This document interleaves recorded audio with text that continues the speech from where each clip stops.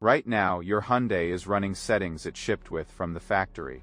Settings Hyundai engineers configured for fuel economy testing, emissions compliance, and corporate average numbers, not for your engine, not for the 200,000 miles you are planning on getting out of this vehicle.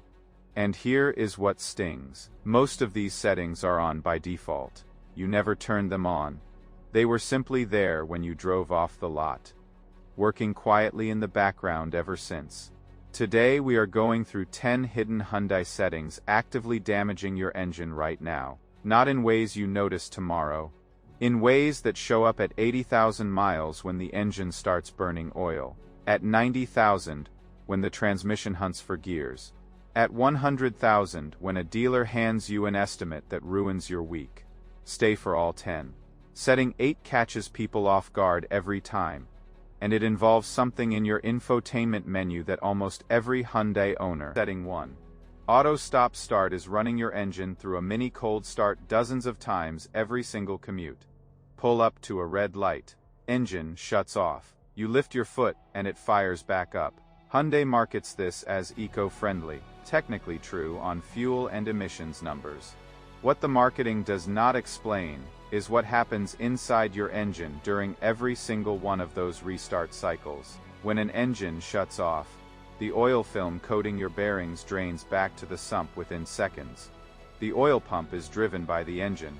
No engine means no oil pressure, and no protective film on your crankshaft journals, your camshaft lobes, your connecting rod bearings. Cold starts are the most damaging moments in an engine's life because of this brief window where metal contacts metal before pressure builds. Auto stop start recreates that window at every stoplight, not once in the morning, 30 or 40 times during a single commute in city traffic. Modern Hyundai engines are built with incredibly tight bearing tolerances. That clearance depends entirely on a pressurized oil film to prevent contact. Each restart without full oil pressure established is a microscopic wear event. Do it 10,000 times and you will understand why some engines that should reach 200,000 miles show bearing wear at 80. Most models have a center console button to disable auto stop start. On most trims, it reactivates every time you restart the car. If your model allows permanent deactivation through the infotainment vehicle settings menu, find that option today. If not, pressing the disable button on every ignition cycle is non-negotiable. Make it as automatic as buckling your seatbelt. Setting 2. Your default startup drive mode is wrong, and your engine pays for it every cold morning. Sport trims, N-line variants and performance configurations can remember the last drive mode selected when the ignition was cut. Which means if you drove home last night in sport mode and forgot to switch back, your Hyundai started this morning in sport mode while the oil was cold and the passages were still filling. Sport mode raises the engine rev hang, holds the transmission in lower gears longer, and sharpens throttle mapping so inputs produce more aggressive responses. Every one of those changes demands more from an engine that is not yet ready to deliver. The first 60 seconds of a cold start are the most vulnerable period in your engine's daily cycle. Oil is still draining back from overnight. Internal clearances between metal components are wider than they will be at operating temperature. Pressure is building but has not reached every passage in the valve train. Starting cold in sport mode means revving harder and holding lower gears during the exact window when protection is lowest. Go into vehicle settings. Find drive mode startup preference or default mode selection. Set it to normal or comfort. For engine startup, switch to sport once the engine reaches temperature. The switch costs nothing. The alternative costs your engine something every single morning. Setting 3. Eco mode under load is not saving fuel, it is punishing your pistons. Eco mode leans the air. Fuel mixture holds the transmission in the highest gear possible at any speed, and softens throttle response. During steady-state highway cruising with minimal load demand, these produce modest fuel savings with acceptable trade-offs. The problem is most owners run eco mode all day regardless of what the drive actually requires.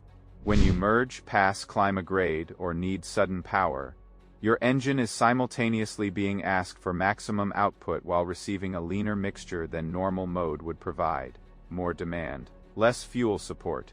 In Hyundai's turbocharged engines covering the Tucson, Elantra, Santa Fe, and Sonata, lean combustion under load is a detonation risk.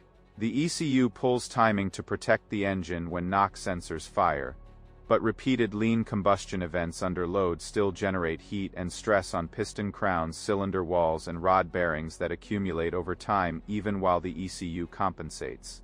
Use Eco mode on genuine flat highway cruising if you want. Turn it off before any driving involving load, grades, or real throttle demand. The fuel savings during demanding conditions are marginal. The wear from repeated lean events under load is not. Setting 4. Battery saver mode is keeping your battery in a state that damages the engine on every cold start. This setting is buried. Go to Vehicle Settings in the infotainment. Find a submenu labeled Convenience, Power Management, or Alternator Management depending on your model. Look for Battery Saver Mode, Power Save, or Alternator Load Reduction. When enabled, this limits how aggressively the alternator charges the battery.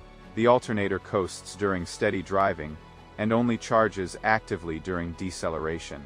Hyundai frames this as a fuel economy benefit because a loaded alternator draws power from the engine. What it creates is a battery running at a chronically reduced state of charge, never fully restored between cycles, degrading faster than one consistently maintained at full charge. The engine consequence is direct. A battery with diminished capacity makes the starter work harder and longer on every cold start. Initial fuel injection during cranking is heavier as the engine management tries to fire a cold motor with a battery not delivering optimal voltage. Excess fuel has more opportunity to wash down cylinder walls before the engine stabilizes. Modern Hyundai engine management relies on stable voltage for precise injector timing and duration. Voltage variation from a chronically undercharged battery introduces consistent small errors into those calculations, contributing to slightly incomplete combustion events and carbon accumulation over time. Disable Battery Saver Mode. Your alternator is engineered to carry the load. Let it work. A fully charged battery means cleaner starts, more precise fuel management, and an engine not quietly fighting low voltage every morning. Setting 5. Remote start idle duration is washing fuel down your cylinder walls every single morning. Starting the car remotely from inside the house and walking out to a warm cabin is genuinely excellent. The problem is how long most owners let the engine idle after a remote start, and what that extended cold idle does to the oil film protecting the engine. When a cold engine starts, the fuel system runs a richer mixture than it does at temperature. Cold combustion chambers do not vaporize fuel efficiently, so the system compensates with additional fuel delivery. In a direct injection engine, which covers the vast majority of current Hyundai powertrains, excess unburned fuel from cold enrichment can travel down the cylinder walls past the piston rings and into the crankcase. This is fuel dilution, and it is a documented characteristic of GDI engines under extended cold idle conditions. If your remote start is set for 15 or 20-minute cycles, you are delivering extended cold enrichment fuel washing to your cylinder walls every morning. The oil protecting your engine is progressively diluted with gasoline. Go into Blue Link Remote Start settings or the infotainment remote start configuration. Reduce the idle duration to a maximum of 3 to 5 minutes, enough to circulate oil and take frost off the glass. Let the engine finish warming up under light, driving load once you pull away. That is exactly what it is engineered to do, and where it does the warm-up work most efficiently. Setting 6. Lane departure warning at maximum sensitivity is creating electrical load conditions that affect engine management during low RPM urban driving. Lane departure warning systems continuously process images from the forward camera and trigger alerts when departure is detected. At maximum sensitivity, the system processes more aggressively, triggers more frequently, and draws a higher consistent electrical load than at standard sensitivity. Combined with multiple other default, enabled driver assistance systems, all drawing power simultaneously. The aggregate electrical demand has a measurable impact during low-speed urban driving, where alternator output is naturally reduced due to lower engine RPM. When the alternator at low idle manages a higher aggregate system load, voltage stability across the electrical system becomes less consistent. The same fuel injection precision issues created by battery saver mode begin appearing. Small but repeated deviations in injector timing and duration that contribute to incomplete combustion and carbon accumulation over time on GDI intake valves. Set lane departure sensitivity to standard rather than maximum. The safety function is preserved. The aggressive continuous processing demand is reduced. Your electrical system operates at a more stable point during the low RPM urban driving making up most daily commutes. Setting 7. Traction control at maximum aggression is masking developing mechanical symptoms you need to be aware of. At its most aggressive factory default, traction control intervenes so quickly and smoothly when wheel slip occurs that most drivers never perceive the correction happening. An uneven tire developing a flat spot, a wheel bearing introducing slight rotational inconsistency, or an alignment that has drifted enough to cause one driven wheel to slip slightly ahead of the other. All of these trigger repeated subtle traction control interventions that the system resolves before anything reaches your awareness. The system is doing its job, but it also means you receive no signal that something worth inspecting is developing. The dashboard flickers briefly, and the moment passes. The underlying condition continues building. If your model exposes traction control sensitivity adjustment in vehicle settings, set it one step below maximum. You will occasionally feel a very brief traction variation before the system corrects it, giving you a perceptible signal that prompts an inspection before a minor developing issue becomes a significant one. Setting 8. Auto recirculation in climate control is raising cabin CO2 levels and affecting your alertness on longer drives. Your Hyundai Climate Control has an auto recirculation mode that closes the fresh air intake and recirculates interior air when the system determines it is more efficient for temperature management or when external air quality sensors activate. For brief periods. This is fine. For extended highway driving, it creates a problem that has nothing to do with temperature and everything to do with the air composition inside the cabin. Carbon dioxide levels inside a closed recirculating cabin rise gradually as occupants exhale. At elevated concentrations, cognitive performance measurably declines. Research examining closed cabin air quality shows meaningful reductions in complex reaction time and decision making beginning within 45 to 60 minutes of elevated CO2 exposure. Most drivers attribute this gradual decline to highway fatigue, rather than to air quality, because the onset is slow and the sensation is subtle. Set climate control recirculation to manual rather than auto, or configure a timer. Limited cycle. In normal driving, fresh air intake should be the default. Use recirculation intentionally when you need rapid temperature change, not as a background automation the system manages without your awareness. Setting 9. The paddle shifter reversion timeout is eliminating your engine braking at the worst possible moment on descents.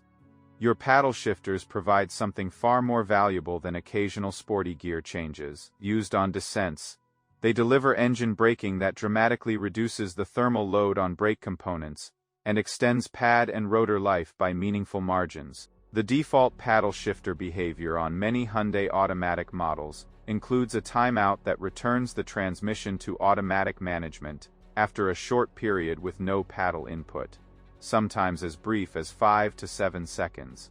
On a sustained downhill grade, you pull the left paddle, drop gears and begin using compression to manage descent speed. Seconds later, the transmission quietly upshifts back to automatic mode and the engine braking disappears. You are back to the brake pedal and thermal accumulation begins again in your rotors. In vehicle settings, look for transmission paddle shifter behavior or manual mode timeout. If your model allows it, extend or disable the automatic reversion timeout, so manually selected gears remain selected until you choose to change them. This adjustment, combined with the habit of using paddles on any meaningful grade, can extend brake service intervals by 30,000 miles or more over the life of the vehicle. Setting 10. Hill Start Assist permanently enabled is accumulating wear in your transmission and torque converter across hundreds of low-grade events every week. Hill Start Assist holds brake pressure briefly while you transition from brake to throttle on an incline, preventing rearward roll during engagement. On a meaningful steep grade, it is genuinely useful. The issue is that most Hyundai models enable Hill Start Assist permanently with a minimum incline threshold low enough that the system activates on grade transitions that do not actually need it.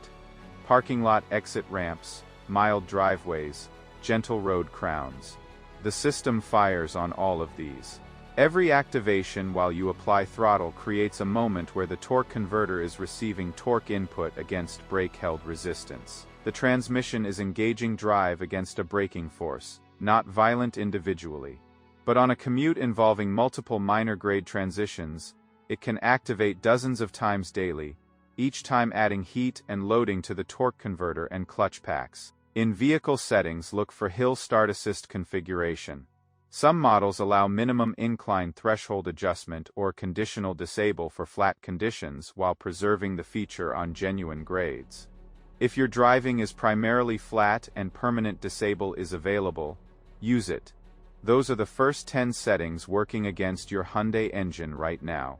Every one of them is in a default state chosen for regulatory compliance, fleet testing averages, and feature convenience, not for the health of your engine across a decade of real ownership.